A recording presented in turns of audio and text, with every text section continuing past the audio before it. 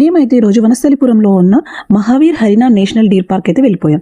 కానీ తీరా అక్కడికి వెళ్ళాక వాచ్మెన్ అయితే ఈరోజు జనాలు ఎక్కువ లేరు, సో సఫారీ రైడ్ అయితే మేము ఓపెన్ చేయం, so you better don't go అని సజెస్ట్ చేశాడు. ఎందుకంటే మనకి సఫారీ రైడ్ ఉంటేనే డీర్స్ అనేవి అయితే కనిపిస్తాయంట. సరే అని ఇంకా బయట అయితే వీడియోస్ ఫొటోస్ అయితే క్లిక్ చేసుకున్నాం. ఇంతకీ మీకు దీని హిస్టరీ తెలుసా? 1975లో అయితే ఈ పార్క్ని ఎస్టాబ్లిష్ చేశారంట. ప్రీవియస్గా మన హైదరాబాద్ని రూల్ చేసిన నిజామ్స్ ఈ ల్యాండ్ని ఒక హంటింగ్ గ్రౌండ్ లాగా యూజ్ చేసేవాళ్ళంట.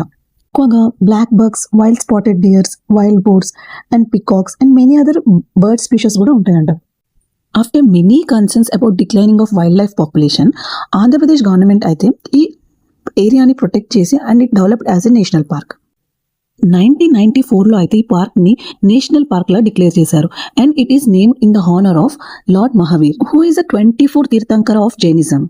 హరినా means deer, Vanasthali means forest land అంట, making it one of the Hyderabad's largest greenland protected area. ఈ పార్క్ ఆల్మోస్ట్ 15 స్క్వేర్ కిలోమీటర్స్ అయితే కవర్ చేస్తుందంట. ఈ park mostly famous for the blackbuck population అంట.